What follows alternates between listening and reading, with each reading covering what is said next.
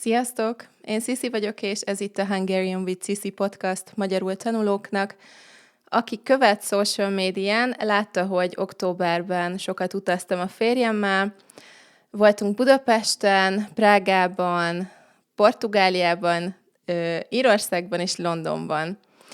Instagramon megkérdeztelek titeket, hogy akartok-e podcastot az utazásomról, és majdnem 300-an igennel válaszoltatok, és a legtöbben az A2-es szintre szavaztak, de a B1-re is egész sok szavazat érkezett, úgyhogy kb. A2 B1 szint között lesznek ezek a részek. Arról már meséltem egy előző részben, hogy milyen katasztrofális volt a hazautam Texasból Budapestre, most pedig kezdem is akkor az első állomással, ami nem más, mint Prága. This podcast was made possible thanks to our Patreon community. By joining us, you can access the podcast transcripts and other materials and services for improving your Hungarian. If you want to join us, go to patreon.com/HungarianWithCici. Egy hosszú hétvégét töltöttem Prágában a férjemmel, az anyukámmal és a bátyámmal. Nagyon örültem, hogy tudtunk együtt utazni, és az én magyar családommal is tudtunk kicsit több időt tölteni. Péntek reggel indult a vonatunk a nyugati pályaudvarról. A vonatjegy kb. 15 000 forint volt, ha jól emlékszem. Lehet találni olcsóbb jegyet is Budapestről Prágába, de sajnos túl későn vettünk jegyet, és már nem volt arra az időpontra, amikor eredetileg akartunk menni. Ez egy 6 órás vonatút. A vonat szerintem nagyon kényelmes volt büfékocsi is, a kaja nem volt túl jó. A kaja egy slang szó arra, hogy étel, de igazából 6 óra nem sok, és anya csinált szendvicset, úgyhogy én nem vettem semmit, nem voltam éhes, de nagyon örültem, hogy volt kávé a vonaton.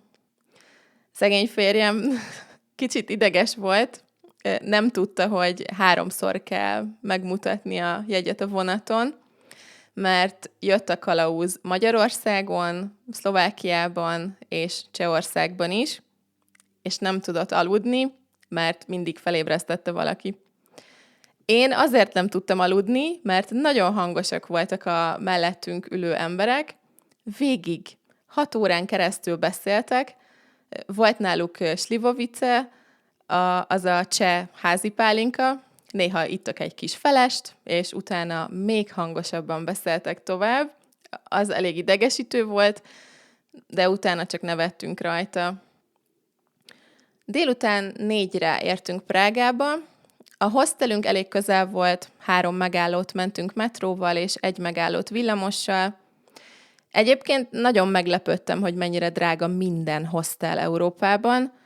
Tudom, hogy volt infláció, meg minden, de régen olyan sokat utaztunk, barátokkal is, egyetemistaként, és tök jó kis olcsó hostelek voltak.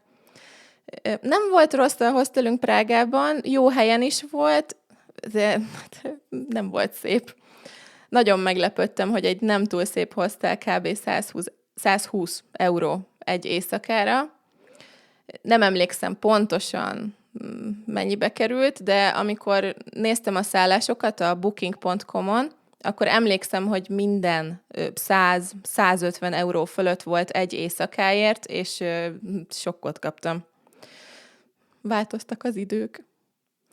Na szóval, elmentünk a szállásra, ott hagytuk a csomagokat, és elmentünk sétálni a belvárosba, és vacsorázni. Én több mint 15 évvel ezelőtt voltam utoljára Prágában, nem nagyon emlékeztem rá, de nagyon tetszett, nagyon szép város szerintem, és hangulatos. Főleg az óváros és a Moldva folyó partja tetszett, és az, hogy nagyon sok kis villamos volt, és nagyon gyakran jártak. Nagyon könnyű volt közlekedni Prágában, késő este is, mert voltak éjszakai villamosok is. Első nap voltunk a Staropramen látogatóközpontban.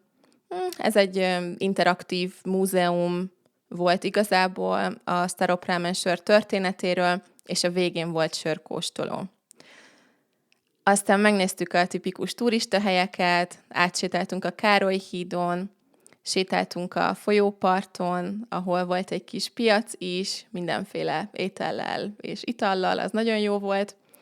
Aztán elmentünk a Lennon-falhoz, amit én végig Lenin-falnak hívtam, véletlen, tudom, elég nagy különbség, de valahogy véletlenül mindig ezt mondtam. Aztán felsétáltunk a várba, nagyon szép volt a kilátás, és megnéztük az Arany utcácskát is. Nagyon cuki neve van, magyarul és csehül is. Csehül Zlata ulicska, magyarul Arany utcácska. A kicsi cuki utca, azaz utcácska. Ez az utca kicsinyítő képzős diminutív formája. Vasárnap voltunk egy nagyon menő étteremben, ahol kisvonatok hozták ki az ebédet. Ha YouTube-on néztek, akkor látjátok a videót, podcastban nehéz elmondani, hogy mennyire jó volt. A kaja nem volt nagyon különleges, de nem volt rossz. Nem az volt a lényeg. Minden asztalhoz külön kisvonat vitte az ételeket és az italokat. Nekem nagyon-nagyon tetszett. Bár azt sajnáltam, hogy a kiszolgálás nagyon rossz volt, a pincérek és a hostess is nagyon bunkó volt. Az, hogy bunkó, az egy erősebb, kollokviális forma arra, hogy udvariatlan, amikor nem kedves valaki. Szóval sok étteremben az volt a tapasztalatom, hogy nagyon bunkó, nagyon udvariatlan a kiszolgálás. Ahol fiatalabbak dolgoztak, ott más volt. A fiatalok nagyon kedvesek és jó fejek voltak. De például egyszer volt, hogy rendeltem, és még nem fejeztem be. Még akartam mondani, hogy mit kérek inni, de nem várta meg a pincér, és elment. Nem mondott semmit, én még beszéltem, és elment. Én meg így ültem, hogy oké, akkor mindegy. Amúgy minden más jó élmény volt. A cseh kürtös kalács is nagyon finom volt, és nagyon tetszett nekem, hogy nutella, eper és tejszínhab van a közepében. Persze van sok fajta, és lehet üresen is kérni, de nekem ez a kombináció tetszett a legjobban. A fiúk ittak abszintot is. Én kihagytam, nem annyira szeretem az erős italokat. 80%-os volt. Nem értem, hogy élnek még, de azt mondták, hogy érdekes érzés volt. Utolsó nap csak pár óránk volt, kicsit még sétáltunk a Lövész-szigeten, kávéztunk, és megnéztük a kacsákat, meg a hótpatkányokat. Nagyon cuki állatok, nem tudtam, hogy vannak hótpatkányok Prágában, és azt sem tudtam, hogy ez a neve ezeknek az állatoknak, de rákerestem, és azóta tudom. Aztán délután ment a vonatunk, és este 10-re értünk Budapestre. Nagyon jó kis út volt. Sajnos 3 nap nem sok, de nagyon jól éreztük magunkat. Ti voltatok már Prágában? Hogy tetszett? Írjátok meg a kommentekben, nagyon kíváncsi vagyok. Köszönöm szépen, hogy itt voltatok. A Patreon tagoknak pedig nagyon szépen köszönöm a támogatást, különösen Rafaelnek, a podcast legnagyobb támogatójának, és szeretettel üdvözlöm az új tagokat is, akik név szerint Teodóra, Katie, Liam, Luca, Michael és Kája. A következő epizódban pedig jön Portugália, addig is szép napot, sziasztok!